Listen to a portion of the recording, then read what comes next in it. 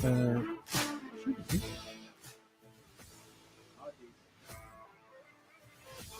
it now. Can you hear me now? There it is. There it is. All right. It's only episode 114 of the Politically Correcting Show. Yeah. We'll figure it out. We're going to figure it out at some point. Yeah, for sure. And we'll actually be on time at some point as well with me, the Jose P.O., along with my amazing producer on the ones and twos, Austin. Yeah. This evening we have a illustrious guest. I want to welcome Gregg Sadwick, our next congressman. I am certainly quite biased on this one. So, what does illustrious mean? Illustrious means something more important than what my guests usually are. So Lavelle's not with you. I'm with you today. Yeah, Lavelle's usually the illustrious one. Okay. Let's toast to our ability to have a drink with friends. I'm sorry, share a drink with friends, have open and honest dialogue, and always striving to walk away still being friends. Salud. Just to a good Earl Grey. L'chaim. For many of you out there who, damn it, that's a strawberry. I didn't want a strawberry. I haven't had a White Claw since like the episode 5 of the podcast because it would make me burpy. And that's when we switched to bourbon at the point. But tonight's going to be an amazing episode because we're going to talk about this endeavor that we've been on. And I think that there's a lot of people out there who kind of need to know who you are. A lot of times you get on the radio or get on another podcast and it'll dive into the person that is Gregg Sadwick and the person I've seen behind the scenes. But let's start with our video of the week. I hate you, you fucking orange pumpkin. You just costed me one of the most important people in my life. My dad. Donald Trump, I hate you. You will never be president again. You bastard, you costed me my dad. My dad was the most important person in the world to me, but now his colors are finally out. I hate you, you fucking orange pumpkin bitch.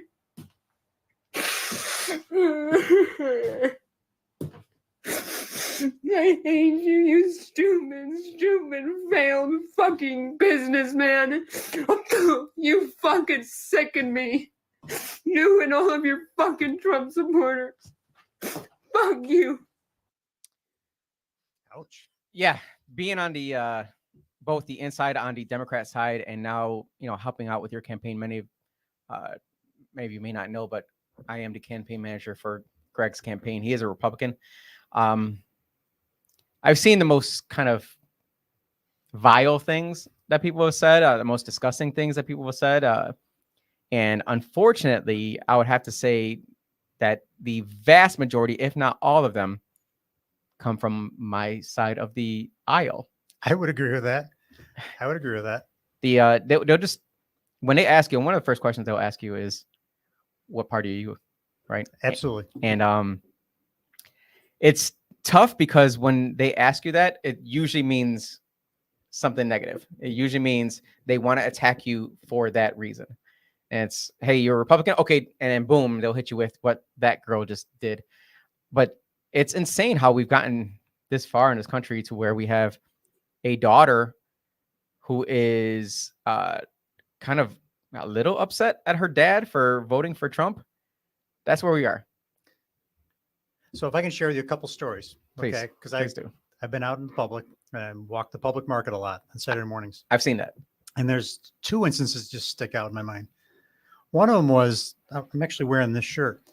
And the woman says to me, she goes, are you a Republican or Democrat?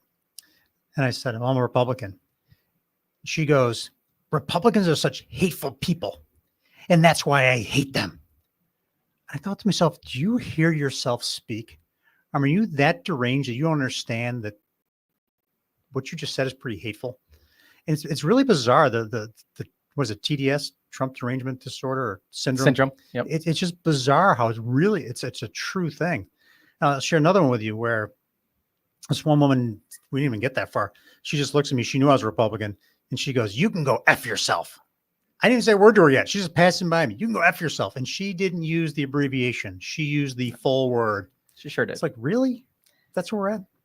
Unfortunately, I was there for a couple of these incidences, not those in particular, but just incidences in which, people from my party, which is the party of obviously inclusive, Yeah, inclusivity, obviously inclusive. diversity, equity.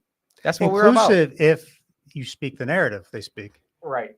It's kind of ridiculous that what they claim is just completely opposite of what they are. And it's sad that they haven't been able to get to know a lot of times who you are. I mean, so far we have over 80,000 early voters out there who've already cast their vote. And many of them may already just be like, I would think they're one of two ways. I'm going right down the line. I don't care who it is. I'm voting down the line. And the other voter would be, or I should say three.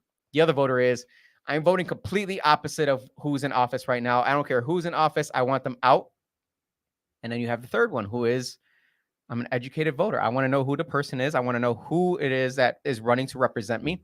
And that's me. Like, I want to know who the hell you are as a person, deep down, not just who you pretend to be, who you show, who you market yourself to be. Like, I want people to know, or I want to know who you actually are deep inside. So that's why I want to have you on tonight. And, unfortunately, we're not going to have Lavelle on tonight. That's because I wanted to have this dialogue of where we've been in the past 7 months throughout this entire campaign of trying to really showcase exactly who we can be in America, where two people from, I'm using air quotes here, opposite sides of the spectrum can actually work together. So let's get into a topic I want to kind of bring up, which is, one actually gauge of a man's character is how their kids turn out. We actually have a video that kind of brings up something along these lines. Don't do that, sweetheart. It's dangerous. No, wait. Well, go on. Yeah. But you're not going to do that again, though, are you? So my question to you is, I know your sons. I know your wife. I know the folks around you who are your family. But you as a father, how were you as a father with your kids? Did you allow them to make the mistakes and kind of learn on their own, or were you a sheltering kind of guy? So that's, my son has a lot of stories about the things I did to him, for him, that at the time he thought were painful. And today I was on a different radio station. I used the phrase, what was it, tough love or enabling love? And it was tough love. And one example is he had he's sixth grade. He finds one of those motorbikes, the four-wheelers, and he wants to buy that. He said, Dad, I can buy that for $2,200 and I can flip it for $28. Can you loan me the money? I said, well, it's the way business works is I have all the risk because it's my money. Okay. You're the agent and I'm the owner.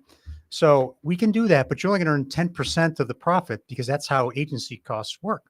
Okay. But because you could walk away from it and I'm still stuck with all the risk.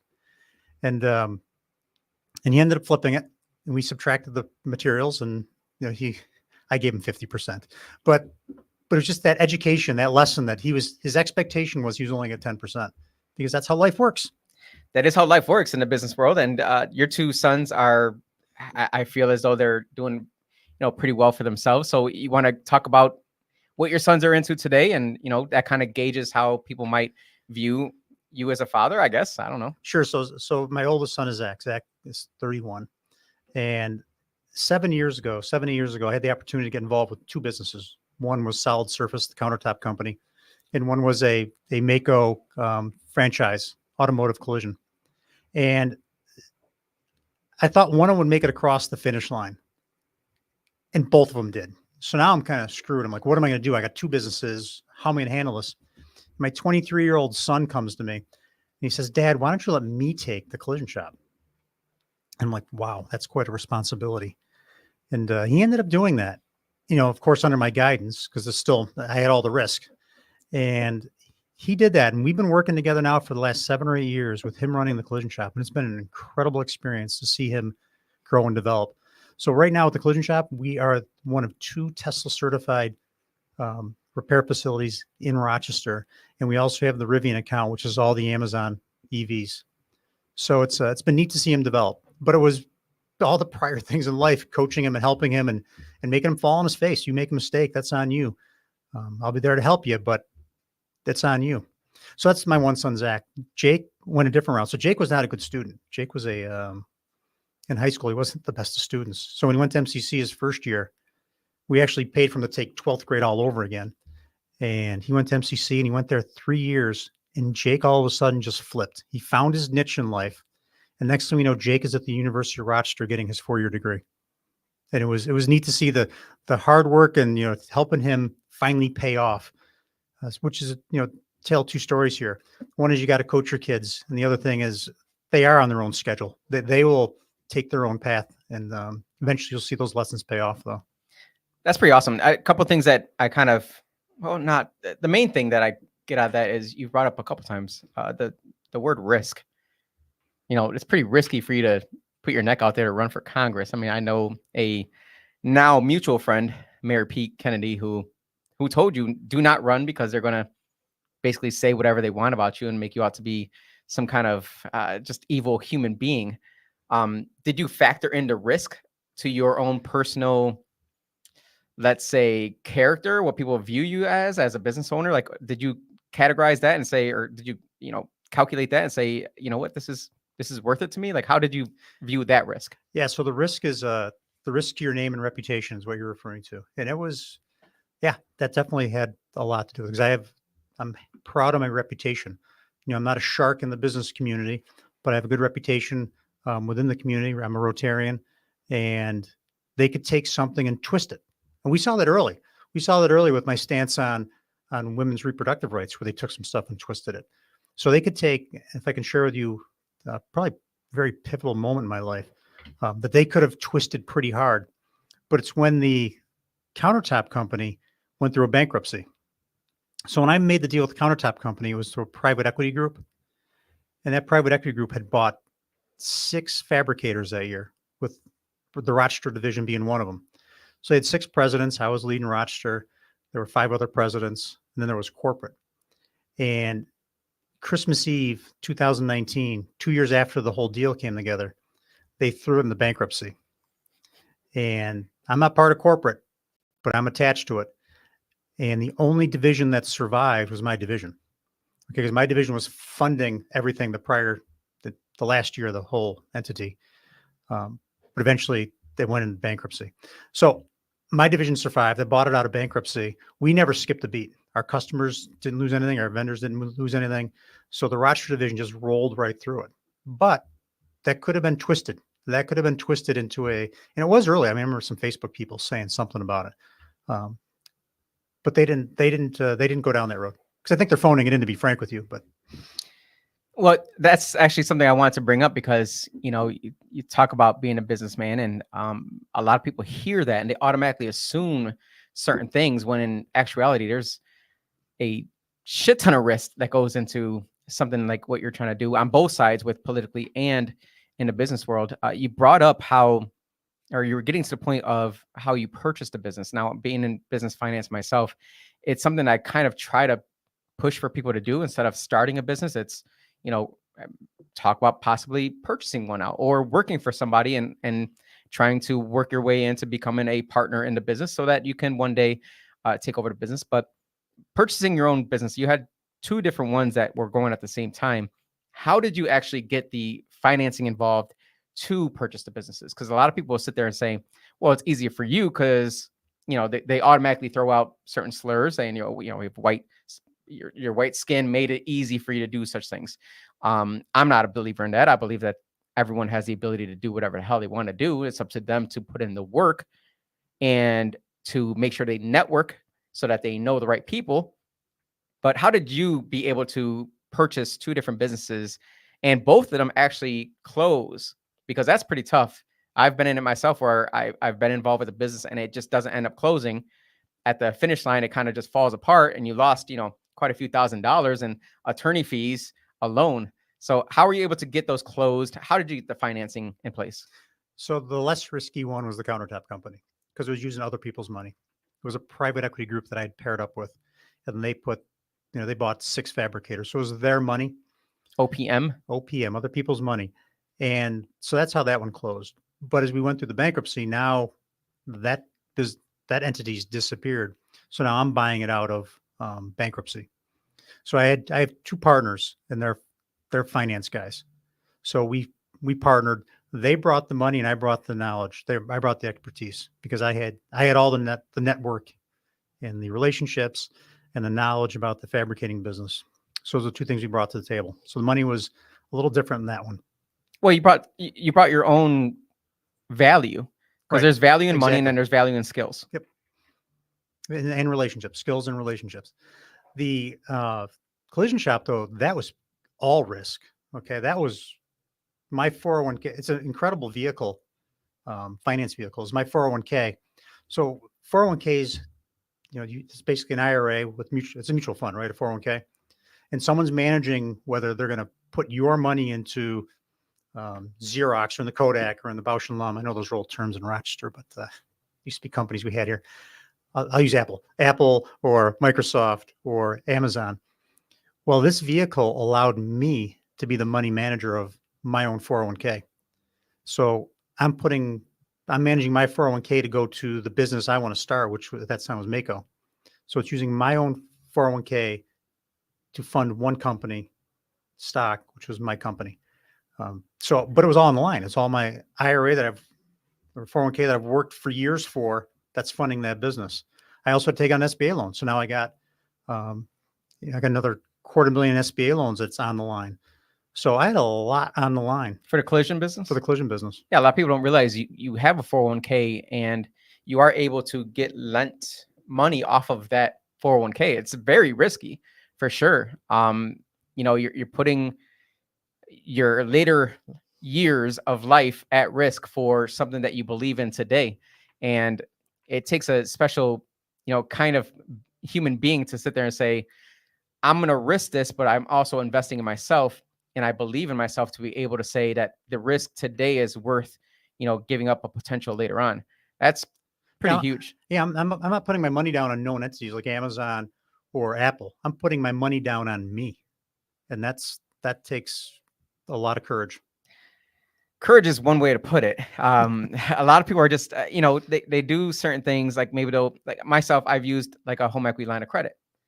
We had equity in a home. It's not the best way to do it, obviously, because then you're putting your own personal risk on it. But, at a certain point, you are risking your own personal credit anyways, you're risking your own money anyways in a lot of these deals, because it's you're the one that's signing on that dotted line. Anyone that has over 20% ownership in a business, you're signing on a dotted line. You said you talked about an SBA loan. Usually they will ask you, who are the owners in the business and what percentage do they have? If they're over 20%, we need to know. Actually, if they're over 10%, they need to know, but they don't necessarily need to be on the actual loan itself. So getting a loan of that size is it's not insignificant. So to take on that much risk, to bet on yourself, not only in the business world, but also in the congressional world, because you're paying for essentially you're paying for your own campaign. I mean, we've had some donors and we've had some fundraisers, and those have been, hit or miss on a couple of different locations and ideas. But for the most part, we had Bob Lonsberry bringing up how, how much have you put in so far? You want to tell people? That's over $500,000. And people don't realize what's the income for that position. The first year is less than 200. Right. Yeah, I'll never get that back. Right. But that's how much I believe in America, is I'm willing to make that sacrifice. That's more than a sacrifice, though. You're literally just saying, I'm going to not even invest. It's literally, I'm going to throw this money at this with the hopes of being able to be one more vote towards a better future of America. And, a lot of people won't even do that for city council. They won't do that for a school board. They won't do that for a county legislator. It's sad to see that money has to have such impact on politics. What's your view now that you've had to pretty much throw that much money into it? But this is nothing, right? I mean, look at New York's 19th district with Mark Molinari down on Long Island. They're pumping in over $26 million. And who's they? Yeah, it's not the residents. Right. That's the whole tragedy of this. So as a contributor in Monroe County or New York's 25th district, you could only contribute $3,300 to my campaign. But yet someone from outside our district, let's say George Soros, can have a nonprofit, Or even Elon Musk. or Elon Musk. That way we keep it Yep. down the middle. They can funnel in millions of dollars through a nonprofit. Someone from outside the district can determine who's going to be your representative, and that's not how it should work. And it's embarrassing how when you live in a certain area, like Monroe County area, the GOP does not pay any attention to you. So how much help have you gotten from? Well, there's 3 levels of the GOP, right? So the national, none; state, none; local. It's been sparse. I think the best thing that I've seen so far was how getting petitions signed and lit drops. Those were pretty decent. Yep, and they view that as their role. Yeah. It's kind of like when you bought into the business, you brought your own skill level, which was your time, your energy, what you've learned out throughout the time. It's kind of how people say, well, look, I don't have any money, but I have time and I have energy. Let me put this towards that. And, you know, it's been fantastic to have someone like Yvonne on the team who is she's got the right connections. She knows the right people to kind of energize them. She's got a lot of energy herself. Energy. That's what I was thinking. Yeah, the energy. She's got something. Shout out to Yvonne because she's really been kicking ass on a lot of things with the campaign. And honestly, being the manager myself, I don't think I would have been able to do it with anyone else. Oh, we her and I talk about that often. That you couldn't have been able to without her. I'm sure you do, but it is quite the dynamic on a team. I've worked on other teams. I've been parts of other teams, and I can promise you this dynamic on this team. It's a small but freaking deadly team. We're doing an awesome job. We've got the right people. We got the right marketing team behind us who are really right now in the next 4 or 5 days. We're targeting the crap out of people too. So you're going to see even more things. And that's another part of the game plan that we came into your campaign, which was we need to make sure people knew who Gregg Sadwick was, who to name. Just know the freaking name. They just need to know, oh, I've heard that name before. And then once we get into the September, October, November timeframe, it was going to be, I know him because of this. And I think that our marketing team has done a pretty bang up job for hitting people in different ways, because people don't realize you have to hit somebody 7 different ways for them to even show up and remember to vote for you, especially in an area like where we live in, where we get a lot of Democrats who you got to convert them. Yeah. You know, and independents are where we're at. And a ton of independent. I mean, I think the independents at this point independents are surpassing the GOP, the Republican Party. A lot of Democrats are moving into the independent form because I believe it, they're just tired of how far left has gotten and how the vitriol has gotten to the point where you can't have an independent mind in the Democratic Party. People have seen it with myself. It's just, if you don't fall in line, you're getting no support from the party. You are ostracized from the party. They will destroy your character. And basically, and I don't personally care about that at all, because those who know me. I've got my own freaking show. I don't need to kind of convince anyone of who I am, because I'm me, and I'm going to say whatever I want to say, and yes, I've experienced that. Yes. And you're welcome. And that's why I want to make sure that people are able to see who the Gregg Sadwick is, because you've had the businesses. We talked about how you got into that. Let's talk about how COVID impacted you, and how that in particular, when it came to the decisions of politicians, how did it impact your business once 2020 hit and there were some shutdowns? Yeah, so COVID was brutal. So I mentioned the bankruptcy. Okay, so once I was able to buy it out of bankruptcy, that was mid-March. It was a Monday. The money transferred. March of 2020. March of 2020. Jeez. And Governor Cuomo shut us down that next Friday. The Friday of the same week. Shut us down. It was brutal. And but yet Home Depot, we do work for Home Depot. Home Depot's essential. Remember, they crushed all the small businesses. Right. All the small businesses mom got and to pop shut businesses. down. All the health clubs got to close down, but the bars and big business could stay open. And, to get people, it was very difficult because no one knew what was going on. And my installer is going to people's houses. So we're half of the business is up with COVID. With Home Depot. The other half is down because we're not essential. And to get a workforce during that was tough. It was brutal. Well, they're paying people to stay at home. They were paying people to stay at home. And, the things that employers had to do, which I'm not going to share in this podcast, but I've talked to a lot of employers, and we all had to do the same things to keep our business running. And it wasn't textbook, let's say, but we had to do it to keep people employed. And it worked because most of us are all still around, but it was tough. And then as we started to figure out what COVID was about, and people were ready to go back to work, they still disincentivized people to go back to work. And that was the challenge. So people were, could work from home, or they're getting, by the way, paid for COVID pay when you had COVID. Small business. You had to pay that? I had to pay that. So it's like, why is I'm still paying that today, by the way. If someone takes off with COVID sickness, I'm still paying that today. Seriously? That's the thing? Yeah, it's still going on. Wow.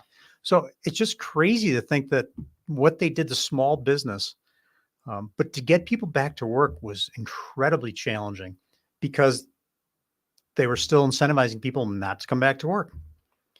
And remember how the funny thing was, we talked about actually on the show how much people were getting paid to not go to work. Like they were getting paid double the amount of money that they were making. And the government was just freely giving money out to people to not go to work. And then they were also telling housing providers that they are not just housing providers, but also the renters, hey, you don't have to pay rent. And housing providers, guess what? You still have to pay your taxes. That's crazy. It was insane what was going on. They put their heavy, and this is how I term it. You can term it however you want, but it's a contract between two entities, and the government got in the middle of it and put their heavy thumb on the scale on one side. And so when the government gets in the middle of a contract between, let's say, myself and you, the government gets in the middle of it and they incentivize you to not pay me. And I'm still required to provide the service. Yeah, you can't evict them. You can't do anything. Right. Yeah.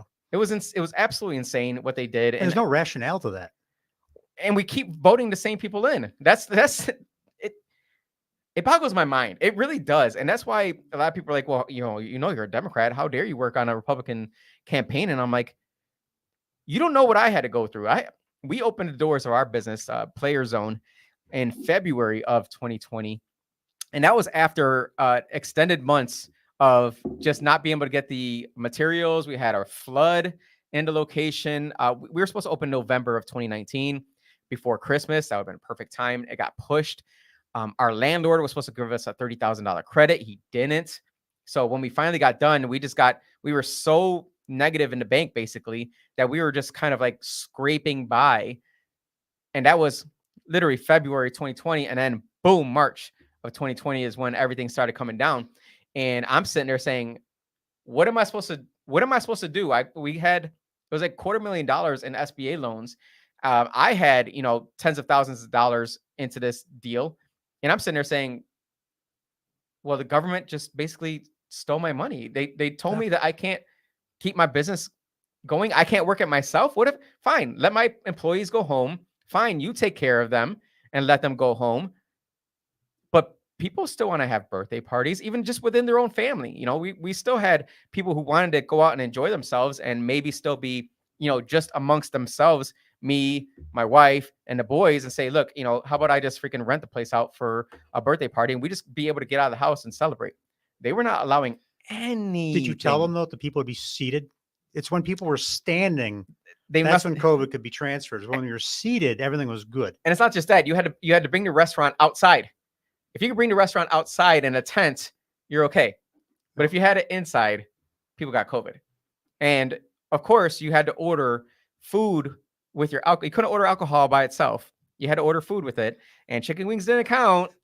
Chicken wings didn't count. It was so absurd, so stupid. And so I hold a lot of anger about what the government did to my business, to my finances, to my family, because my wife, she was shut down because she's non-essential. Well, it's a beauty business. Okay, fine. It's essential as your wife, but you're talking non-essential as a business. She's still essential as my wife, Okay, yes. right. But I'm not paying her. But the government shut her down. How is she supposed to pay her bills at that point as a business owner? And you're sitting there saying, what am I supposed to do now? Like, I can't earn any money. I can't. Yeah, but there's a reason for this. When you are a politician, a career politician, you've never had to run a business and you've never had to be responsible for people's livelihoods, and all you do is take taxes from the people and you redistribute them. You don't understand those concepts. And it's not only that. Our show is based on talking about controversial topics and going through, some things that may be conspiracies, and I truly believe that this globalism movement of just trying to get America to kind of implode upon itself so that there's no nationalism at all. You can't be you can't be proud to be American. You can't freaking fly your own flag without someone tearing it off your vehicle or something like that. They don't want you to own your own wealth. They don't want you to have the ability to make your own money. They want you subservient to the government. See, this is where I disagree with you. Opinion. If that was the plan, well, then they'd be opening the border. And then they would be looking to have maybe a digital currency that the government participates in. And then they'd be looking to change the language of things, things that we've all known throughout history, like, male or female.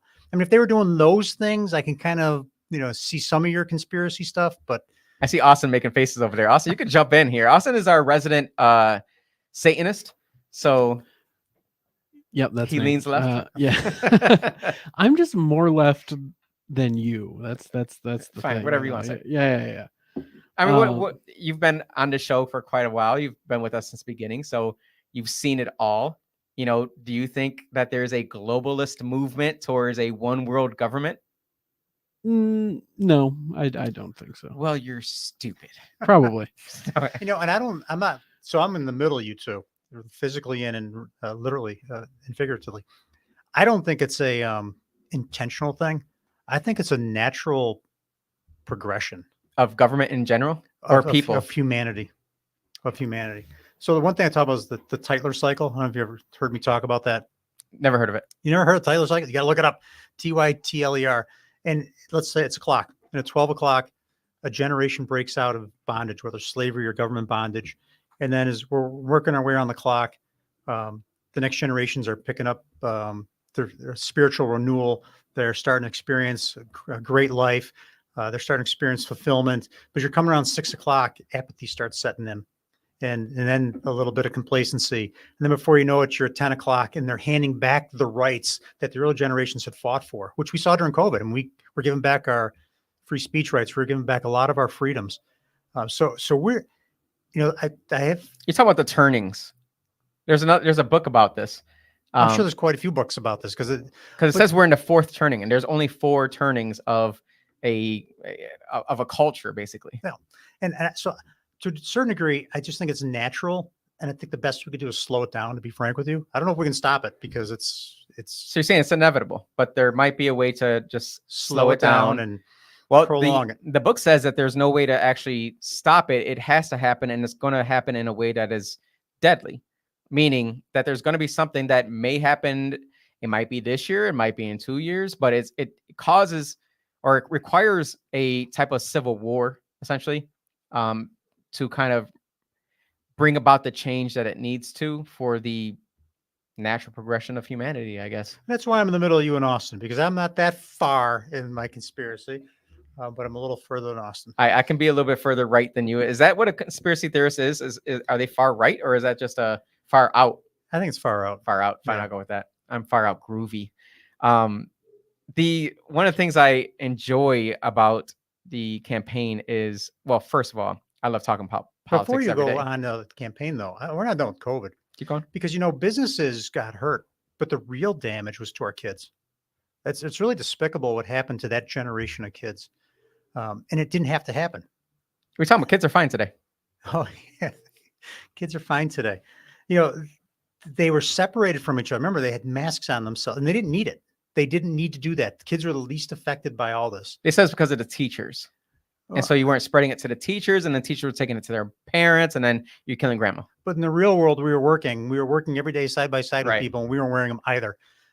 So it really, the damage, when we look back on this and understand what really happened, that's going to be the real story.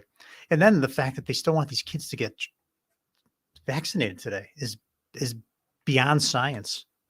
It's It's about money. It's about money. You put it much nicer than I do. Beyond science is certainly one way of putting it. I think it's diabolical. I think it's evil because the numbers just don't make sense.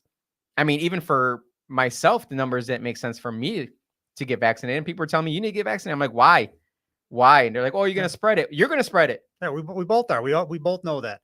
And by the way, I have natural immunity. So should that be worth something? It's No. worth it for everything else. Why No. this particular one that we have to be seated for instead of standing up for it? Does, natural immunity doesn't work. I've had a conversation because I have the campaign phone, so I get all the great phone calls. Yes, you do. Had a lady that called in and man, it was certainly something that she would say, how dare he be part of the party that is for fascism? And so I said, I'm like, look, I'm a Democrat, and I got to say, the only fascism I've seen is from my own party when it comes to Joe Biden, who required vaccinations out of private businesses. If he had 100 employees or more and he required it, that's fascist. You can't tell me what I have to do with my employees. Now, when he did that, since you had a good size amount of employees, were they telling you that, what did you have to do when it came to the COVID vaccine? Were they requiring you to actually tell your employees that they had to get it as well? If they were, we weren't. You were going to stand up to it? Yeah. A lot of people don't. Well, some people have heard this story, I guess, but kind of back to the campaign route. When you called me the first time, and actually this wasn't even brought up the first time, but I had a couple of first questions. We're down on River Street there. Yeah, when I said, after I had a couple basic questions, just to see how viable your campaign would be, just to see, like, all right, because you a Republican asking a Democrat to be a couple campaign questions, manager. and you had a little bourbon. Well, I require anyone I get into business with or have any kind of relationship with, I have to see how they are in person after they had a bourbon. Can you freaking just have a conversation with somebody? Are you some crazy freaking guy like myself? I want to see who you are as a person, and usually bourbon gets that out of you. And the question that got brought up was about how you would handle COVID. And I said, I need to know how you would handle, or how you did handle, when it came down to the COVID vaccine mandates. And you said, I'm just going to let you know I'm not vaccinated. And I said, that's it. That's all. That was literally all I needed to know. That's all I needed to know. If you weren't vaccinated, I'm like, I am on board. I'm in 100%, because if you had enough freaking cojones to say F you to the government, and I'm not going to do this no matter how much propaganda you threw at me, that to me, it speaks volumes to who you are as a person. I'm sure there's probably people out there who just heard that, like, he's one of those crazy conspiracy theorists. I mean, what made you believe that you didn't need to get a vaccine? Education. Okay. That, I don't know if this book came up before or after. It might have been after. But there's a great book. I know one of your heroes, Bobby Kennedy Jr. I wouldn't call him a hero. It's called The Real Anthony Fauci. Yes. And I've seen the book in your office. I would recommend that book to anybody, because it really pulls the cover off of what happens within our government with getting drugs approved. And it's not good. I mean, it's all about money. And Anthony Fauci, that guy's he should be brought up on charges against humanity. I agree 100%. I believe he needs to be on charges for what he did to freaking dogs, the way he was, treating them with, or not treating them with, but causing dogs to go freaking Haitian, crazy. What was that? He's not Haitian, is he? He's not Haitian. No, Okay. He was not eating dogs either.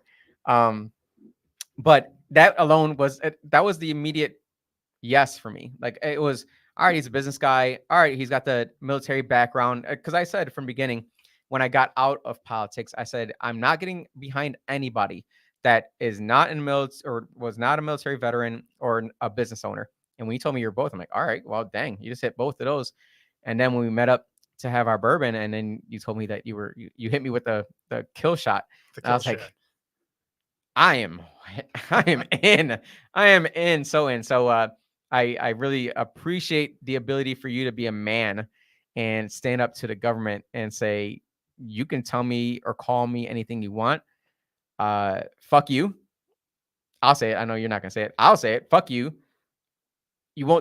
I won't do what you tell me. Like, who is the band? Rage Against the Machine. Fuck you. I won't do what you tell me.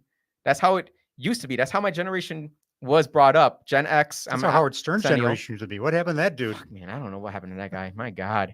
they've gone off the freaking deep end. Same with Brother Wee. I'll share the story. I know you were there, but I was on the Brother Wee show.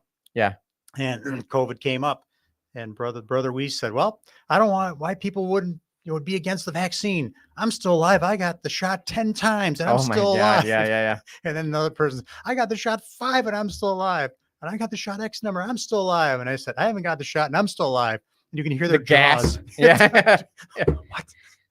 You're still alive? How dare! First of all, and it was pretty obscene, how they reacted to that. I want to pull up the comments because we've gone over a couple of different topics already, and we didn't even get to see what people were saying or what some thoughts were. Austin, if you want to kind of read some off to us and see which ones are something maybe we should discuss. All right, let's see what we got going on here. Oh, Here we go. you Bill Brown crossed. has a question. Talk about what Gregg plans to do for our community. All right, that's a question for us to discuss for sure, because as a congressional candidate, you're certainly on a federal level. But how does the federal level impact us here locally? How would you be able to do that? Yes. First, I'm going to talk about the real stuff. Okay. I believe that the federal government's job is to create a foundation, and that foundation starts with creating a good economy. And we know that this federal government pumped in trillions and trillions of dollars, which has caused this inflation we're all dealing with today. I heard it was price gouging. As price gauging. Price gauging. Yep. Gauging, yep. As Kamala. Yeah. As a business owner, yeah, I'm price gouging. People have no idea how our materials have gone up, how our labor's out of control. It's tougher now to make a good margin than it was 4 years ago. And it's all because they shoved in so much money, and it's more dollars chasing fewer goods. So at the federal government level, we got to fix that. Okay. But what about crime at the local level? What about crime that's caused by the border? Okay. We need to shut our border down because that has an impact locally here, has an impact on our affordability, has an impact on crime, has an impact on insurance costs. When you say shut it down, do you mean shut it off completely? We need to secure the border. We need to have a big open door because we need immigrants. We need immigrants to help keep our economy going, but they got to be vetted. This open border stuff is just destroying our country, and they know it. It's something you said earlier. Now, you say it's conspiracy. I said it's just that they're trying to win political votes, if you will. But so it's fixing the economy. That impacts the border, impacts the economy. But there's other things that a representative can do locally that have an impact. We all know the picture with Joe Morelli sitting down in protest of the police. We need to support our police, and is the highest federal representative in the area, or let me say the highest politician in the area. We need to show we support our police. We need to show we stand up against crime.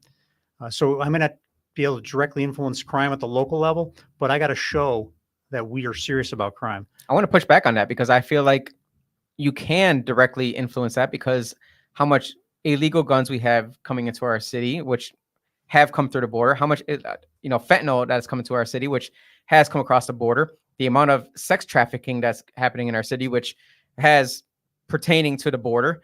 There's a lot of things that pertain to the border that a lot of people don't think about, but it's kind of like the evil web of what's destroying our lives is or comes from directly or indirectly the border problems. Yeah, no, and I covered the border. I mean, you covered things more specific once they're across the border. But yeah, ATF, I think 57% of our crimes are committed with guns that are illegally smuggled into Rochester, and that should be a federal issue. Absolutely. Austin, any other questions that Gregg should be able to respond to there? I want to make sure we're paying attention to our listeners. Let's see here. Todd Weaver said the cost of a furnace at his supply house has doubled since COVID. That's I wonder where it's coming from. What you were saying about inflation and all of that. Yeah, and very similar to my business, where the raw materials are. I'd say my raw materials up about 40%. Well, remember, Mayor Buttplug, he was helping with the transportation of all the goods across the world, basically into America. Let's be careful. We're talking Mayor Pete Buttigieg. Yes, him. Okay. You said be careful. I'm not going to be careful. You can be careful. Well, I don't want to be confused with our friend of the similar name. There's another Buttplug? There's another Mayor Pete. Oh, And we love that guy. Yeah, same thing, actually. I'm gonna equate we him to love the same that thing. guy. I do like Mayor Pete. What else we got up there? Someone wanted you to explain what DEI means. Yeah, what does DEI mean to you? And do you adhere to it when it comes to hiring for positions in your business, specifically in terms of let's say installers or something? So I come out of a military background. We want the best fighting force on the planet, and it should just be, what are your qualifications? But if I can share with when President Trump was asked that question by the Black Women Journalists Council, Mhm. and they asked, is Kamala a DEI hire? And I think he handled that question totally wrong, because what he should have said was, well, first of all, Joe Biden said he's looking for a woman who's of color. And then he filled the position with a woman of color. That's the definition of DEI. So he should have said, yes, that was a DEI hire, because that's the definition of DEI hires. And if DEI is a positive thing, why is it so bad to call her? Bingo. So people should have been cheering that. Wow, that's Right. right. DEI is working. But I don't think that's what we want to be doing. I think we want to make sure, it's about equal opportunity or equal outcome. I think it comes down to that simple. And we need to make sure we have equal opportunities for people. But that equal outcome, that's just, Marxism with a bow on it. And it's not even pretty, because I've seen some people in positions that I'm like, why would you even hire this person for this position? They can't lift that weight. For example, the lady that was on Donald Trump's Secret Service detail that wasn't even tall enough to cover his height, his stature. How are you a Secret Service person? You can't even take the bullet for the president. Or how are you his Secret Service? So, because maybe there's a position within the organization that's more suited for you. Mayor Pete Buttigieg. Yes. Correct. Mayor Pete Buttigieg. Perfect. That would be a better position for her. There's been some things already with when it comes to voting. I know that historically Republicans have been completely against early voting. What's your view on that? I think we need to live in the times we're in. And if that's the rules that are in place, we need to make sure we're maximizing those rules. So I'm all for early voting. Bank those votes early. We've seen a huge turnout in Rochester here locally in regards to early turnout, mostly in the suburbs, by far in the suburbs. And the east side suburbs were 4 points ahead of the west side from what we just saw yesterday. Right. And then you got the city that's well behind. I mean, inner city locations are just well behind what's going on all around you. So I have heard from people that they're saying, well, I'm not going to go to Edgerton when I can just, I work out in Webster, so I'll just go to the Baytown location. But my issue is you can't let anyone can take this as offensively as they want. You can't let these lily white liberal women make your decision for you, because they are showing up in droves to freaking vote this year. And some of them are showing up because they're tired of it. And some of them are showing up because they're just anti-Trump. And which means if they're anti-Trump and there's so much TDS going on in their life, they are just anti anyone who's aligned in the same party and the same mentality as Donald Trump. And it's like, what have you seen in the past 4 years that is something you want more of? And that's the crazy part is, maybe you can give me insight into that. What have you heard from people? Actually, I can't. It blows my mind. The what second have half of that question is, what did you see the prior 4 years that you didn't don't like? want? I mean, we're the more prosperous. We had the lowest black unemployment. We had the lowest Hispanic unemployment. But that's because they gave wars. it was tax cuts to rich people, billionaires. That's what Donald Trump did. That's the lie, just like all the other lies that they're spewing right now. Like he's a fascist. Like he's not gonna hand over power again. We already saw him do that. Well, January 20th, 2021, we peacefully transitioned power from one president to another. That's the only fact. Everything else about January 6th is opinion. And I know that, knowing you, and I'm freaking with you every single daggone day. Mm-hmm. You're welcome. I know that Donald Trump is not your Lord and Savior. And a lot of people out there believe automatically, because you choose to be a Republican, that you are 100% behind Donald Trump. But I know for a fact, you told me yourself, you're like, I think you said you would have rather had your Navy brother DeSantis run. Yeah. But I'll tell you, you're absolutely right. But what started to push me closer to Trump is DeSantis faded away was the lawfare that was going on, because I thought the lawfare was so un-American. For instance, the one Elvin Bragg brought up down in New York City, the 34 counts of this was the Stormy Daniels payment, I believe that was, and even Andrew Cuomo, the Democrat darling, said this charge had never been brought against anyone else of a different name. So you look at all the suits that were brought against him, and none of them were brought against him, by the way, until he declared his candidacy. Right. That's crazy, because he had 2.5 years of not saying anything, and I was like, well, why didn't you go after him then? Yeah. So it's, to me, it's so third worldish, and the media's brainwashed people think he's so guilty, we got to get him. No, what's going on is it's using taxpayer tools, the tools of the government, to go after a political adversary. Yeah, that's wrong. And it is wrong. And they're using the media to go after it. It's just a fourth arm of the government. And I've seen it myself. I was on WXXI the other day, and I called them out on the show. I said, you just played an audio clip that was obviously it was adulterated. It was, is that the word? Altered. I'm going to say adulterated because it was that bad.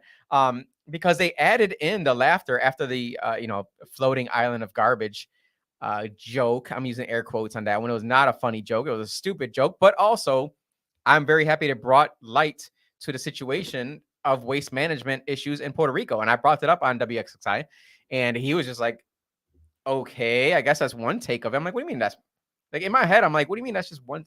I can tell his TDS. I mean, he's interviewed you twice.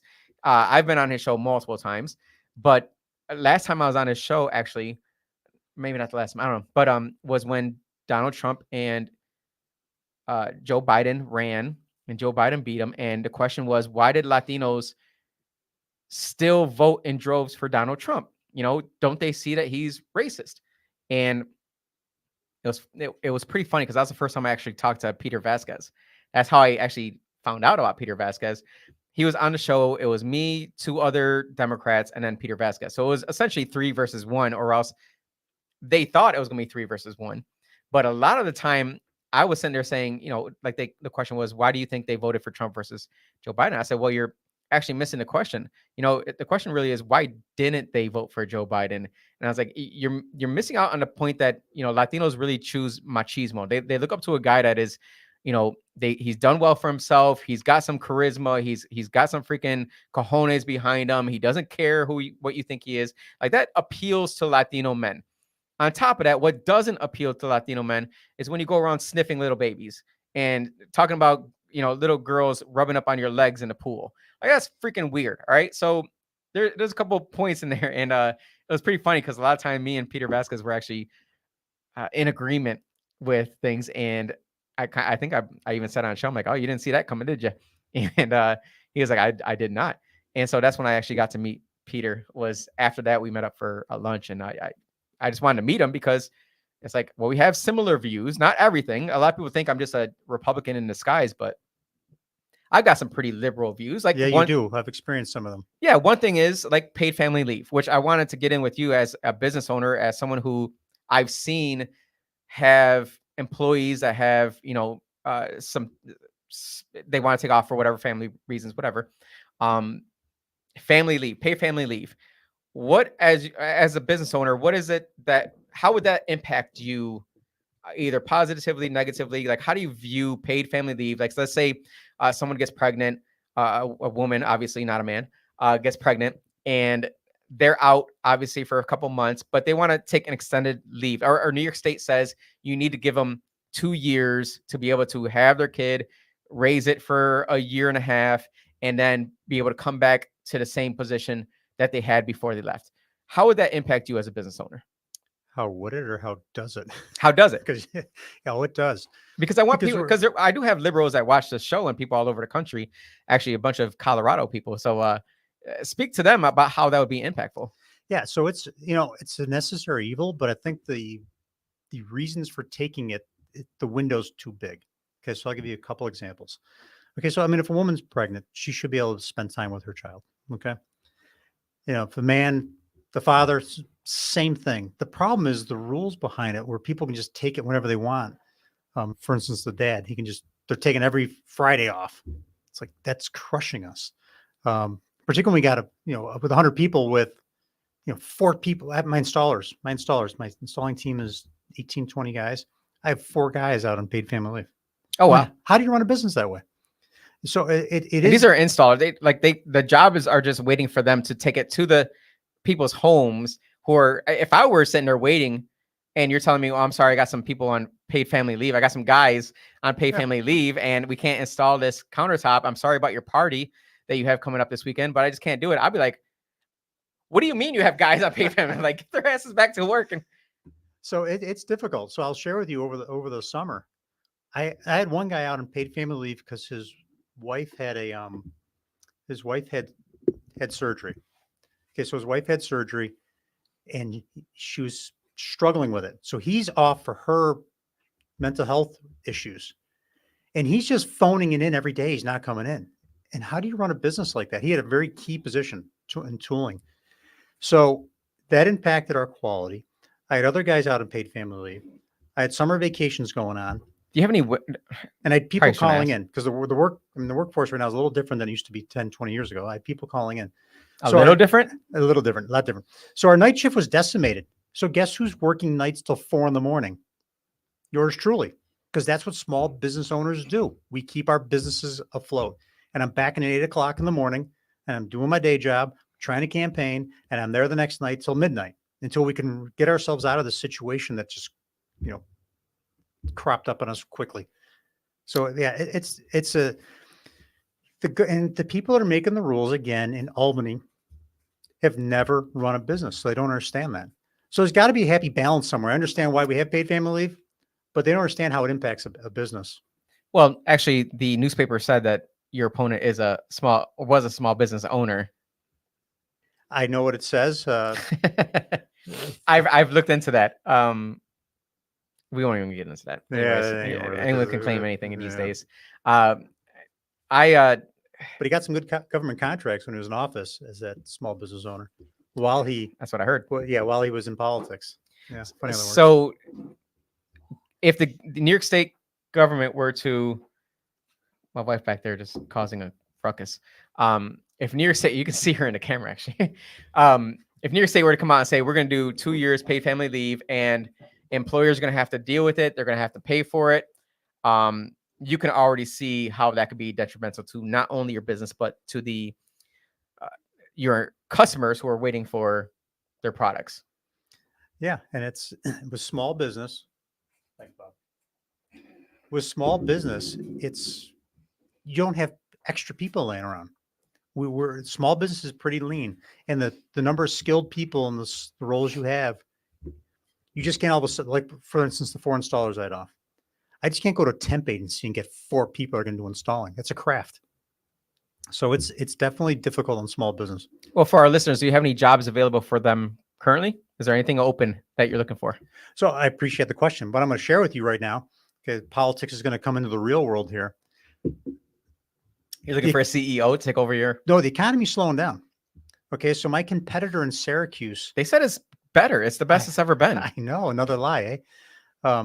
My competitor in Syracuse has just laid off some of his staff because one of the guys actually came to us this week looking for a job. Okay, that's in Syracuse. I know that's happening. I ran into just randomly another business owner of a fabricator on last Friday night. He said the exact same thing to me. His going down. We do a lot of work with Home Depot. Okay, so I don't have to do my sales. They do the sales for me. You're a wholesaler. You're B2B versus B2C. I'm a wholesaler. Yep. So Home Depot sales are slowing down. You can see the economy is starting to slow down.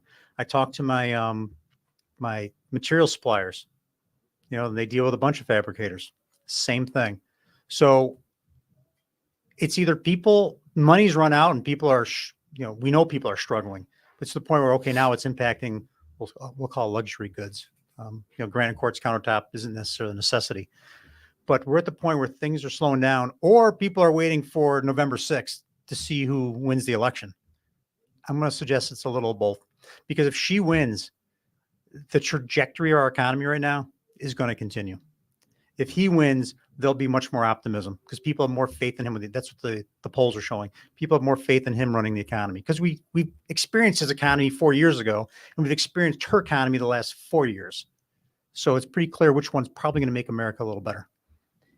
I 100% agree with you. I also, but at the same time, I think and this is just basically based on anecdotal evidence. That's what I was looking for, the word earlier. When we Instead of talking, adulterative. yeah, anecdotal evidence. I believe that no matter who wins, the economy is going to implode, because I really think it's just been hanging on a thread, and they've been just pumping money into the system to kind of keep it inflated to a certain point and say, well, Donald Trump imploded the economy. Look what happened because you voted for him.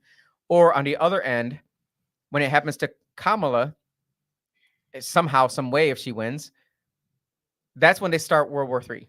Because the only way I see us getting out of the recession that is impending, because so many people are living on credit cards, they've depleted their savings, they're living paycheck to paycheck. I think a report just came out, 50% of people who are making between $100,000 and $200,000 a year, 50% of them are living paycheck to paycheck. How insane is that? So we just came from a place and we had a conversation. I don't know if you heard the conversation I was having with this one woman. She was a RTS bus driver, and her husband, I'm not sure if he was one also, but she said collectively they're making $130,000 between them.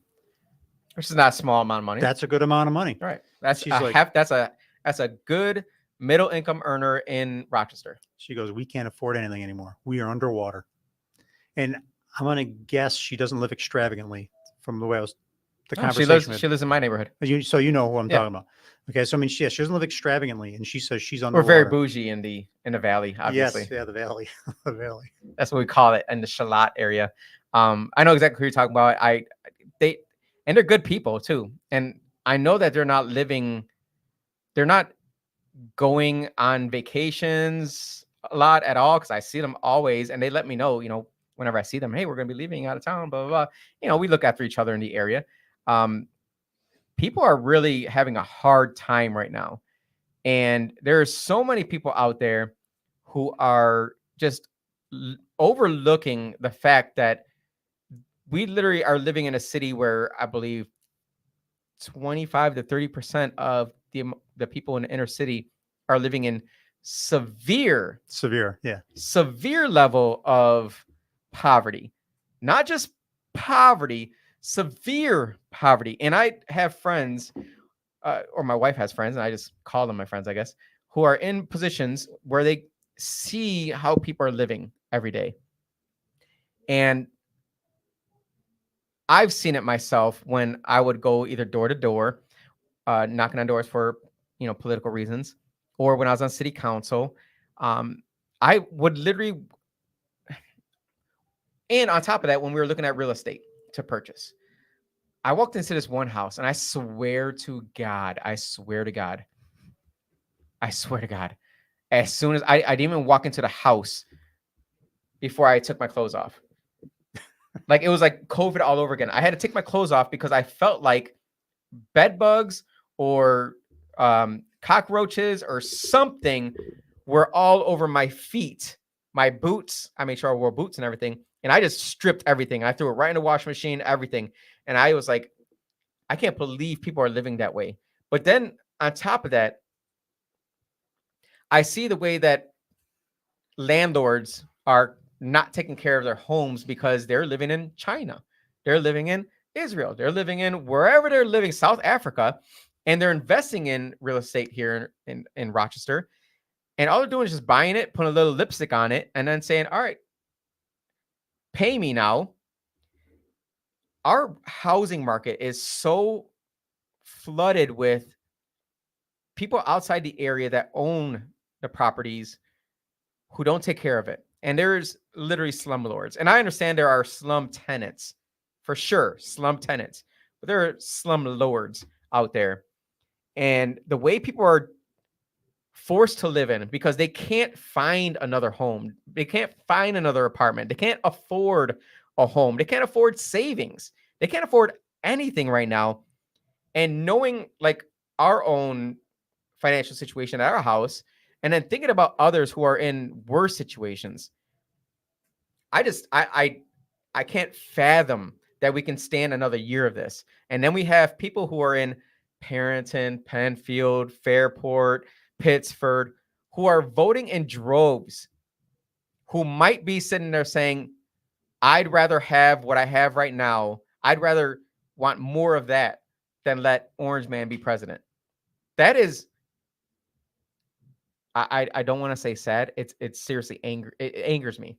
And I don't want to be angry at people. I don't want to hate people. I don't hate anybody. I even ended the conversation with Evan Dawson on WXSI. I said, Evan, love you. Have a great day. Like, I want to love everybody, but people are angry right now. And I can see that if Kamala Harris wins, that there can literally be a civil war. Like there's going to be people who are ready to take up arms. How do you quell that? How do you tell somebody like who's maybe watching the show that's not the right option? Vote. Like how do you make people feel good about where we're going as a country or even just as an area? I want you to speak to the people and make them feel better, because I'm just like pissed off at the whole thing. You got to go vote. That's all I can offer. But I'm concerned too about only one side of the aisle has burned down its cities. Okay, during the defund the police movement, we literally are burning our cities down. If you remember, that was during a time where it was a national emergency, COVID, we're all locked down. But if you want to go protest, defund the police, that's existential. You can go do that, right? Right. So only one side has ever taken a shot at a presidential candidate. Only one side has ever raided the house of a presidential candidate. Only one side has ever locked up opponents of a presidential candidate. To me, that scares me. So should Donald Trump win, I really am concerned of what the left is going to do, because we've seen what they're going to do. We've seen it over and over and over again. That's going to be a problem. Conversely, if Kamala Harris wins and there's evidence of foul play, that too is going to be dangerous. We've already seen it. We actually have seen it. You're right. A video here of some allegedly some foul play on the electronic machines. Do we have that video there? It should be electronic voting. Hold on. I think you only sent me 2 videos, didn't you? I sent you maybe 3. Do we have it? Maybe 3. Maybe 3. I only got the 2. You got the man's It was the parent parents one and the video of the week. Oh, dang. I didn't send you electronic voting one. Actually, you know what? Not. I'll send it to you right now. We'll keep talking in the meantime, because we've also seen in Virginia that the government sued them to keep non-citizens on the voter rolls. The federal government, right? The DOJ. How do you tell people? Like, how do you explain to people how absurd that is? I have no answer for that. I would ask a Democrat. Any Democrats at this table? Oh, there's one. So how do you explain that? There's 3 Democrats in this room. Oh, geez. Austin, I would love to hear from Austin. How do you explain that? Because that's where people are going to say, I don't know how people can even defend it. How would you be able to defend that? Or would you say, no, we need to get rid of non-citizens who are registered to vote? They should not be voting. Absolutely. Only U.S. citizens should vote. That should go without saying. Okay, so I mean, that's a Satanist talking. Yep, that's it. But my opponent said that doesn't happen though, because it's illegal. He said there was 0 evidence. 0. And well, no, but for the SAVE Act, that's having federal ID in having ID in a federal election. Mm-hmm. He said we don't need that because no one would break the law and vote in our elections. Right. Apparently, that's not true. Apparently, that's not true. You're saying we do have an article. Do we have an article? Did I send you that one? The non-citizens pick. Yep. Election. Was this nonsense. the Arizona? Yes. Yes. Okay. I got that one. You say apparently because he literally said that there's 0 evidence, but this is breaking. Also check the email. I did send the video over. Breaking. A judge in Arizona just ruled that the Democrat Secretary of State must immediately release the list of nearly 100,000 voters who officials marked as U.S. citizens when they hadn't even provided documentary proof. Judge Scott Bellany also awarded attorney's fees to the election integrity patriots for their trouble. Oh, I can hear that. Stating the court finds specifically that the secretary has not established by a preponderance of the evidence that production of the records would violate rights of privacy or confidentiality or would be detrimental to the best interests of the state. Basically, this judge said, release the list of the 100,000 voters and we're going to let the people figure this out. That sounds like a good method. No, we got a third I know, yes on that one. So we have clear evidence of people who are registered to vote, 100,000 voters registered to vote in Arizona with no documentary proof. We had it in Virginia as well. They had how many people there? Like 96,000, something like that. A butt ton of freaking people who they were trying to get off the voter rolls too, because again, they didn't provide any documents to say that they were actual U.S. citizens. It's happening all around. Even the next county over, they found a shit ton of ballots or registrations that were all handwritten by the same person and signed by the same person. They caught it, but I feel like it's insane that the government, Department of Justice, would come back and say, you can't do that. You can't release the names. You can't purge the non-citizen voters from the voter list. You have to keep them there. Can you defend that at all from the Department of Justice standpoint? Again, you're asking me that? Yeah, I absolutely not. It's insane. It's that. What would you do as a congressman to stop that? So it's that whole deal, whether accuracy over ease of access. Okay, we've made ease of access too simple to where it's impacting accuracy. To me, I'm all about accuracy, and I also think that being an American. My mother always used to say to me, with privileges come responsibilities.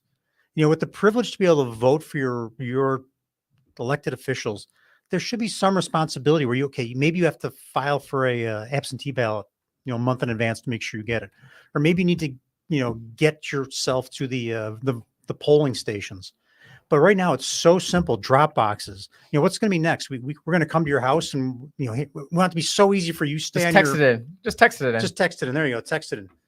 But it's crazy how we're making it so easy, because when something's that easy, it opens the door for opportunity to cheat. What do you think of all the mailboxes, or not the mailboxes, but the drop boxes that are catching fire? Well, I'll take that one step further. It's my understanding that there's also litigation going on where you can't have surveillance cameras on those drop boxes. That's crazy. I feel the scary part is it just feels like we're so far gone. It just feels like we're so far gone that it's like so many people have just thrown their hands up in the air and have gone out to the freaking countryside, out into the wilderness, and said, leave me alone. I'm not going to vote. I'm not going to register my firearms. I'm not going to register my freaking cattle. Just leave me the F alone. And let me just freaking go live with my family out here. And you implode upon yourselves. There's so many people doing that. And then it leaves us behind who are just sitting there saying, I don't agree with this either. I don't want you to leave, because that's like 10 votes that you just took with you for common sense. How many people have left New York State in the last year? 783,000. I think that's a little high. I thought it was 435-ish, but it's might be 483 actually. 483 sounds right. So almost 500,000 people. That's like 2.5% of our population is leaving. And they're the taxpayers. I mean, if they can afford to leave, they're the taxpayers. So who's left behind? Austin. Please no. Sorry. Please no. 630,000. Oh no. Yeah, around. I don't even know what they're saying anymore. Let's bring up that video of what they're seeing, or what someone is seeing when they're trying to input their vote for Donald Trump.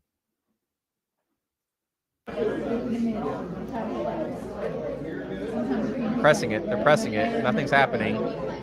And then when they press it again,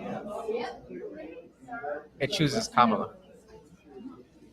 And we've seen this in the past. And again, this is, who knows what that is? It could have been someone that created some kind of machine that just does that, and they wanted to, go famous by faking it. I don't like to believe everything that's on TikTok, but man, Well, and what is your stance on TikTok? Let's get into that, because there's a lot of congressmen out there who are saying that TikTok is just taking your information to China and they're going to use it for whatever reason. Me personally, I get a lot of news from TikTok because it's not the mainstream media, and they kind of still allow things that other places won't. X being a much better platform, but TikTok has videos. So, two things.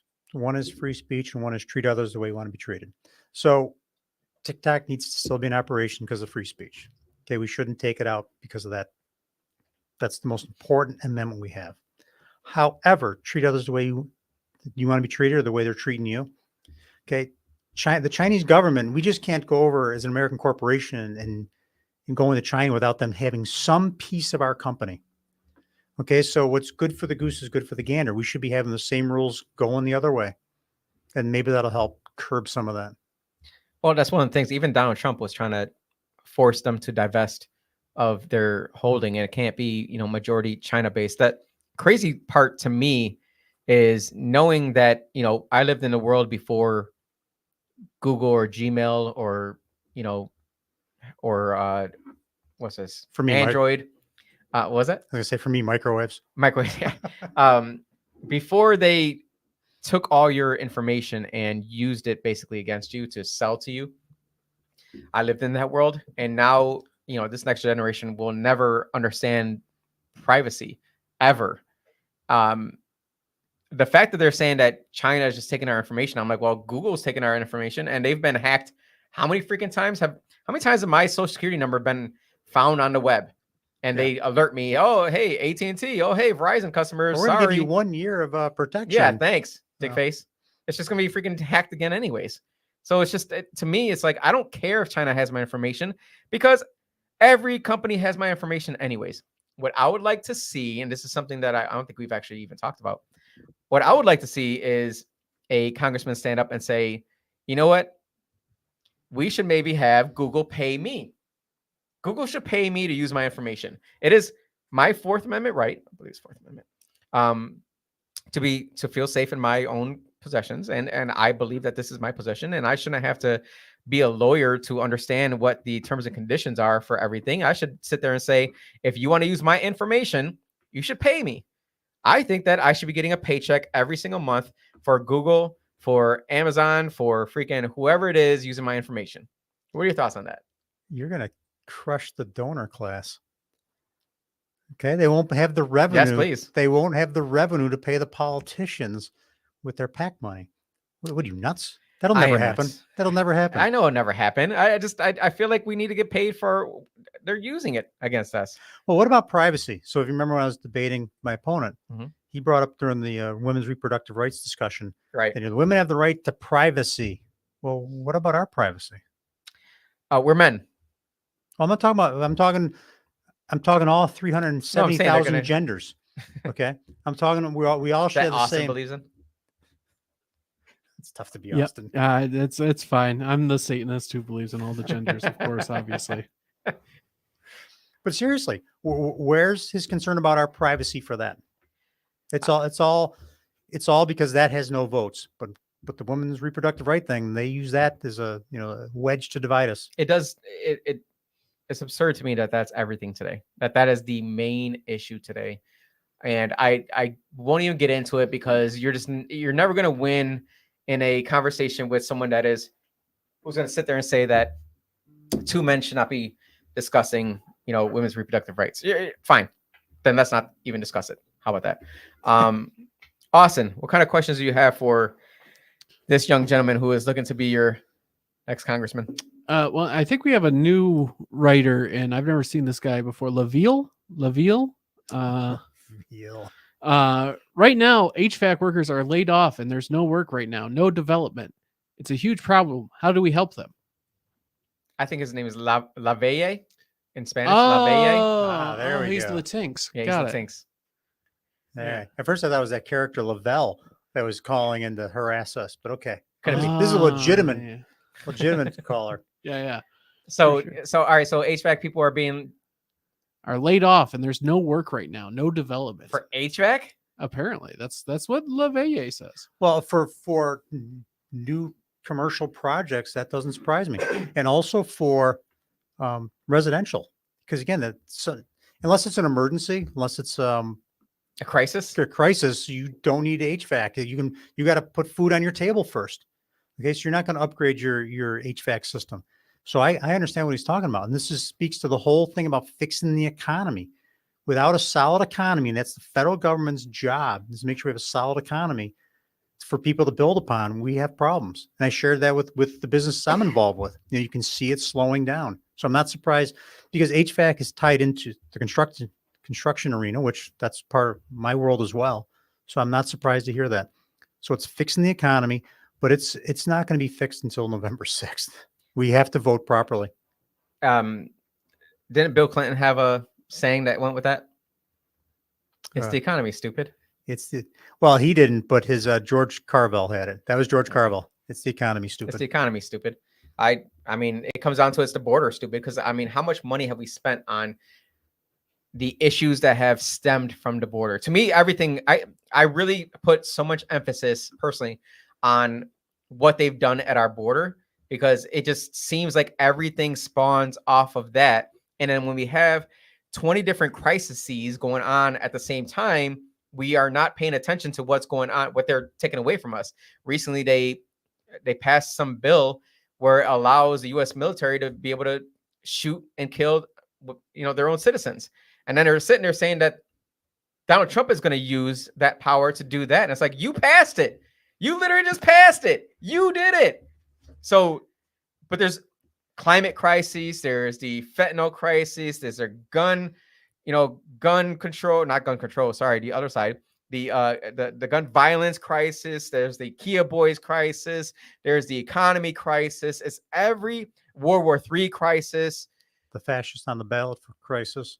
It just seems like they want to inundate you with so much freaking shit, essentially, that they don't want you looking into what is actually happening.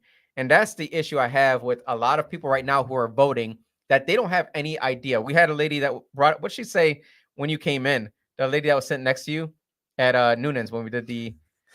Yeah, I'm not going to repeat what she said. Well, she was not very pleasant. Well, didn't she equate you to Trump or something like that? I don't even know what it was. I never met the woman. I don't know where she got that from. Well, we can easily say she's probably a Democrat. Easily. But if I get back to the HVAC question, because when I was at the Puerto Rican festival with you, I was talking to someone in the one of the food truck lines, and he's a framer. Okay. And he was telling me how his work has dried up because of the illegal immigrants that other companies from out of state are employing to come up to our area. And that's just crushed his business because they don't have to pay taxes on those employees. They're paying on the table. They don't have to pay workers' comp. So, you brought up the border. It's impacting guys like this individual to the HVAC business as well. So it's not just fixing the economy. You brought up the border is a lot of it. This is a specific example of how the border is impacting one of our entrepreneurs here in Rochester. And let's talk about the budget, the deficit. They were adding $2 to $3 trillion a year to the deficit. We have no idea how much we spent on this illegal immigrant crisis. It's about $500 billion. What the interest on that?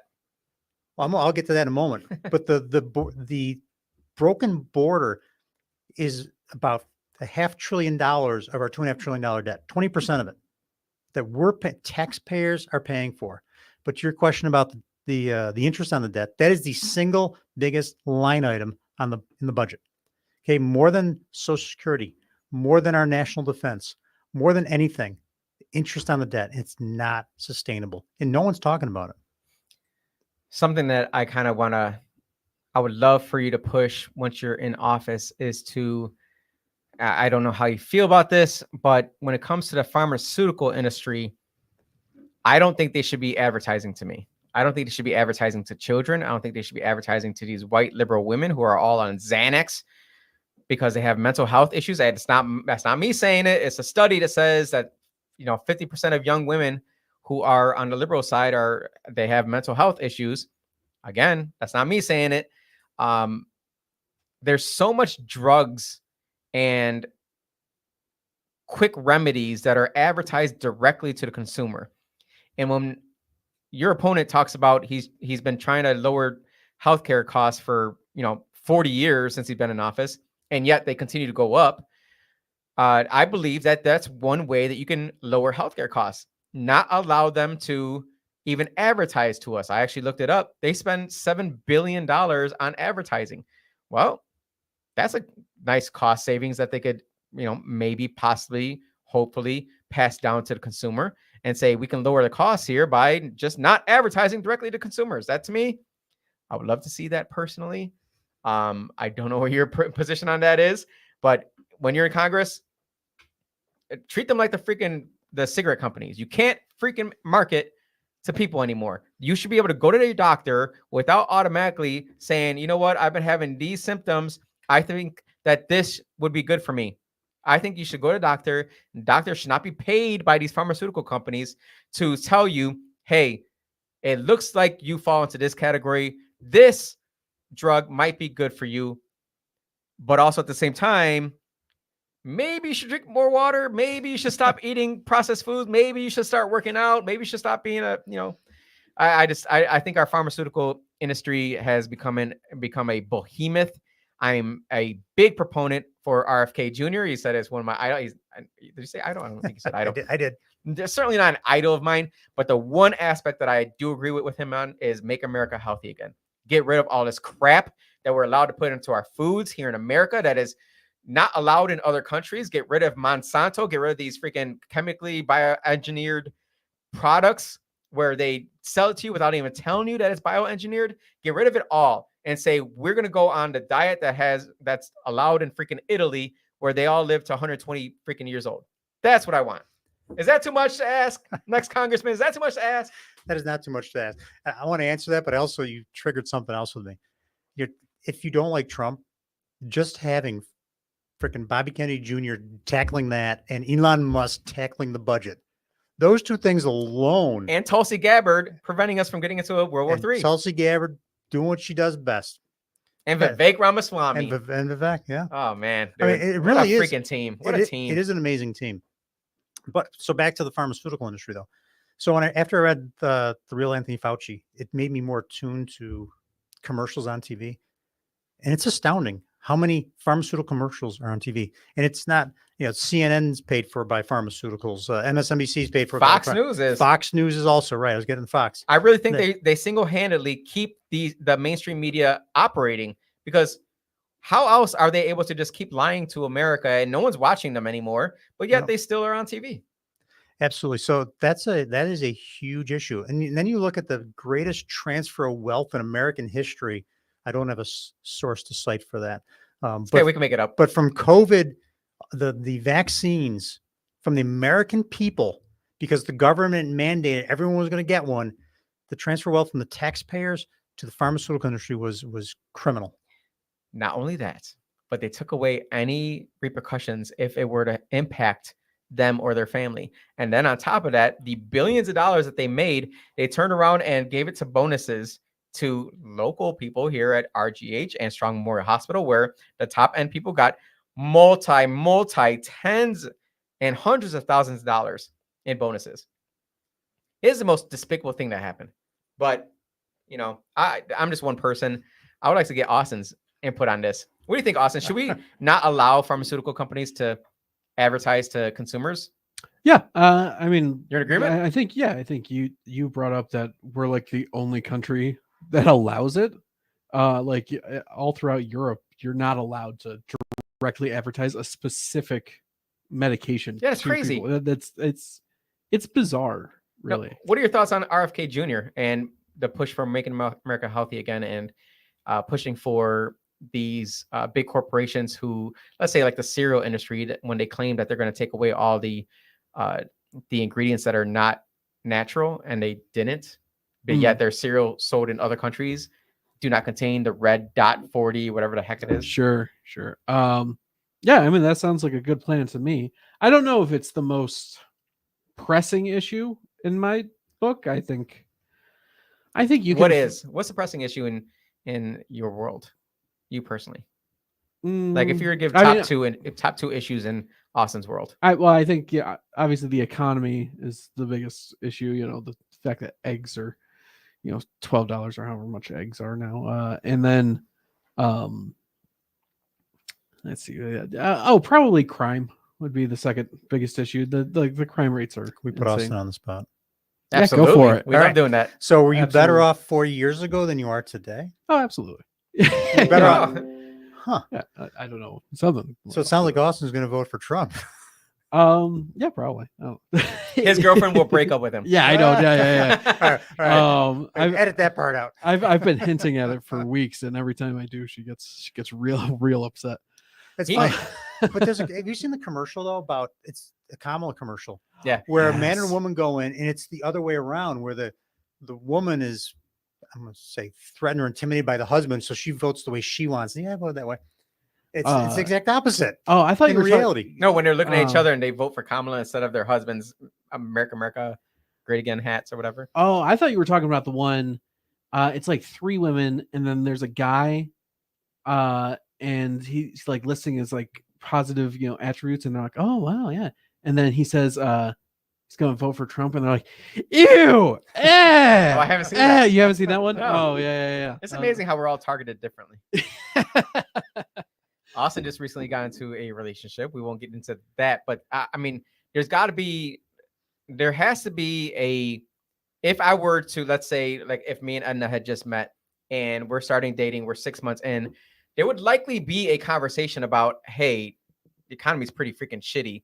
Maybe we combine efforts on this one. And I think that's kind of pushing people to I would like to push people together and to be together and to kind of have a little bit more, look, we're gonna make this official, as opposed to where we've been for the past few years where everybody's kind of just dating each other and just willy-nilly we're just gonna do whatever we want because we're living free. What the heck I are you don't know. talking about? I think that Austin, it's, do you I think understand his this point? economy I is missed his going to point. push people No, to be in I felt like there relationships. was They're a. pushing people in relationships. I think so. Okay. Yes, I'm with you where there was like a bridge we missed somewhere Yeah, where he exactly. Is it? reached- I didn't connect it. yeah. Like you okay. started on one thing and then like you ended at a point. I was like, Well, oh, Edna how did looked we at get me, here? so I lost all track of Okay, time there. all right, yeah, no, I'm with you.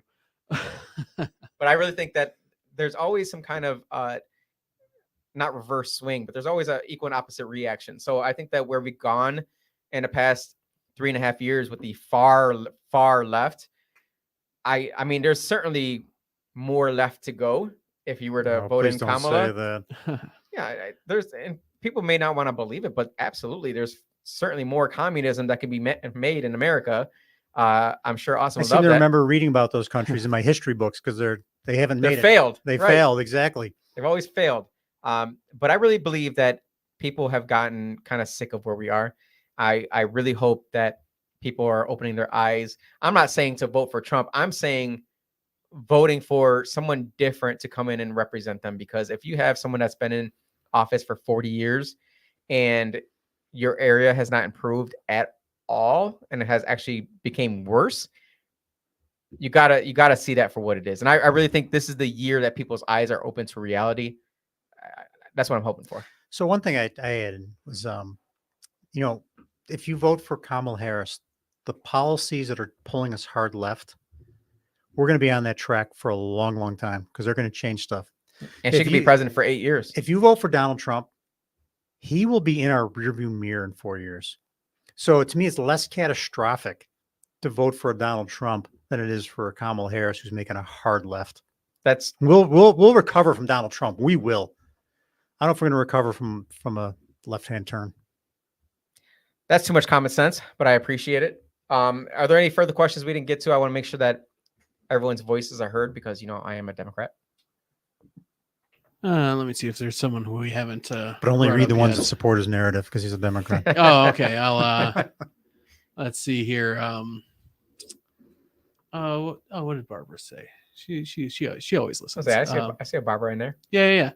If Kamala gets in, China will take over Taiwan. Say goodbye to the chips we need, and Ukraine will be taken over by Russia. Barbara Yeah. sounds pretty smart. Well, Well, she listens to our show, so obviously. Okay. obviously. Yeah. Okay. No, I appreciate everyone putting in their input there. I really hope that everyone goes to Gregg's website. What is it? Sadwick for Congress.com with 4 spelled out FOR. Sadwick SADWICK for Congress.com. And I would encourage them while they're there, not just checking out my platform, but to click on the top of the page. There's something called be a congressman for a day, and you'll get to vote on 10 pieces of actual legislation. Austin, can you pull that up for the people? It's 10 While we pieces talk of about it. actual legislation, and you can then vote on each one of them. And if you do it on your computer, it's pretty easy because if you want to read more about it, you click on a tab and it'll open a new tab, and you can keep the challenge open. If you do it on your phone, it's a little harder to do, but you can vote on 10 pieces of actual legislation. Right at the top. All right, can people see this? Not yet. Hold on. I was just getting it up. Go back to that first page so that people can see where they would go. That way we ooh la la. There you go. All right. Now people can see. Yeah, it. so it's called Congressman for a Day or Congressman for a Day Challenge. So you click on that, if you could, Austin, and you'll see that there's a. You gotta 10 show people. You gotta circle 10 it when you go up there. There, up there, right at the top. Congressman for a Day challenge. And then if you This hit is something no one else has done ever in history. ever in history, but you can see the 10 topics on the left. We tried to be broad in what we were trying to give people the sample of.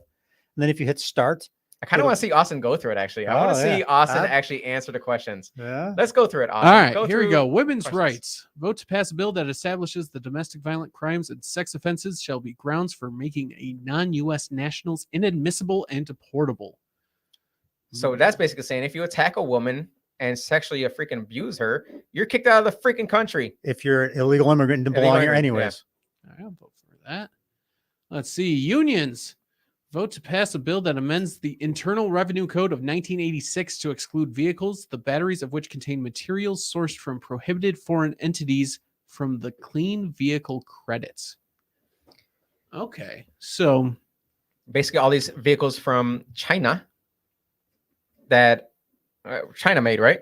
Is that what that's saying? Yeah, gotcha. Any vehicles that are made in China, electric vehicles, they're not going to get the credit. Only American-made electric vehicles are going to get the credit. yeah, I'll vote for that. I'm all for getting China out of our economy. I like it. Globalism. Vote to pass a bill that establishes any convention or agreement on pandemic-related issues reached by the World Health Assembly pursuant to a specified negotiating body shall be deemed to be a treaty requiring the advice and consent of the Senate.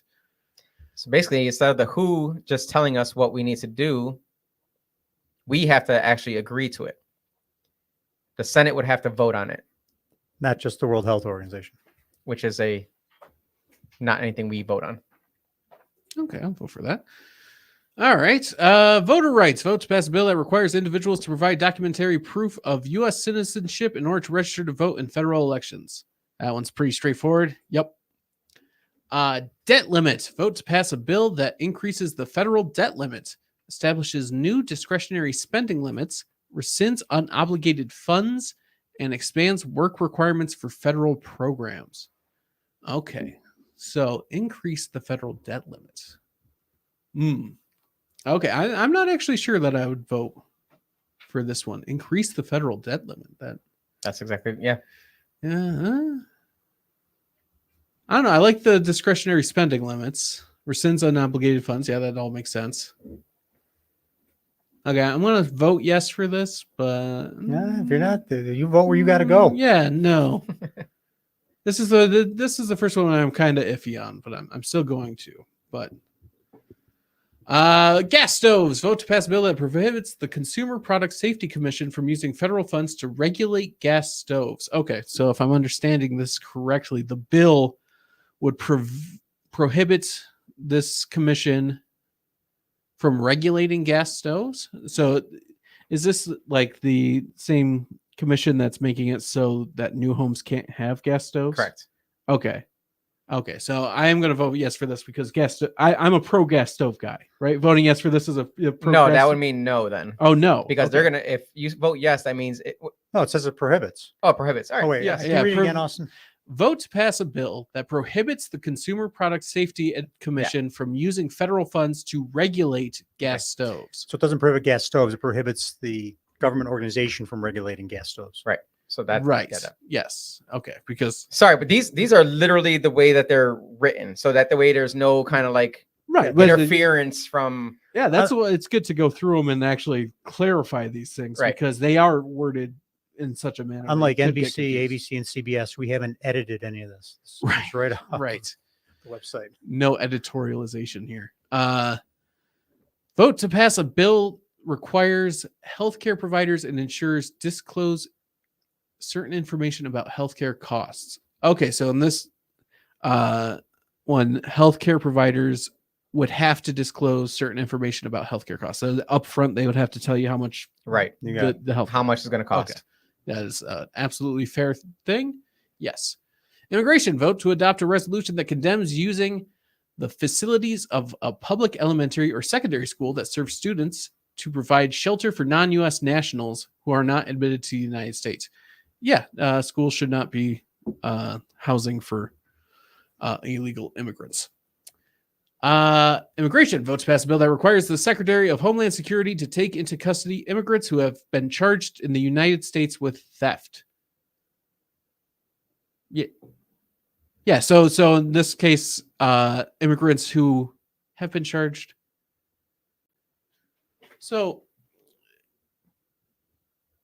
if I'm understanding this one correctly, it's saying that immigrants who have been charged in the United States with theft would be passed off to the Homeland Security rather than local law enforcement. Is that what I'm they have to turn them understanding? over to ICE or Homeland Security. Gotcha. Okay. They can't just let them free. Gotcha. Okay. Yeah, I'll vote for that. But I don't know if Austin's going to be in alignment with me. No, what We'll see. We'll see. There's only one way Okay. to We'll see. see. All We'll right. see. And look, this is being transparent. Yes. Unlike the other side that Yeah. But let's see. Vote to pass a bill that addresses various issues regarding the federal immigration system and border security and imposes limits on asylum eligibility. So in this case, it's limiting asylum eligibility. Is that what I'm understanding here? It's limiting the amount of people who can come in this country claiming asylum. claiming Okay. asylum. Whatever they can limits what they can claim. Right. I'll vote yes for that too. Oh, all right. How did I align with Morel? Which one did I vote against? It was that the budget one. Probably Increasing the budget limit. The debt limit. Yeah. Okay, that was the one I was iffy on. Yeah. But the rest of it, besides the debt limit, the rest of it, The rest of it, you voted against. These are actual I voted legislation for, that yeah. Joe Morelli voted on, and you yourself voted against Joe Morelli 9 times. You're more Yes. aligned with me. yes. So, based on your answers, I gotcha. Well, I said the economy was my number one issue, so I got to vote the other way. Obviously. No, I'm kidding. Of course. but this is what people need to go through themselves and say, like, all right, where do I align? Because the problem with today's world is that people just say blue no matter who, red or you're dead. What's the other side? What do you guys say? We say go vote. go vote. Well, that should be the end of the podcast right there. Make sure you go vote, early vote. We're all for it. I think that you should certainly not wait till the last minute because who knows what's going to happen. You might get sick. You might get COVID. Make it go. You might get Might be a COVID. lockdown. Might be a little lockdown. So we appreciate you jumping in on this conversation. Greg, thank you so much for allowing me to be on this learning experience. It's been a wild ride. It has in been a many great ways. ride. It's been a great ride. It's a lot of growth, a lot of personal growth, and I've met some wonderful people. And God willing, I'm going to be your representative this coming January. Hopefully you guys go out there and vote for Sadwick and take the congressional challenge and share with your friends as well. Anyone who hasn't voted yet, who are kind of like on the fence, so who may or may not vote for the president, whatever it may be, forget all that. Local is what matters. That's what matters. Vote locally and vote for who you know represents your actual values. Thank you so much for joining us and have a blessed day. What, Austin? Hit that funky music.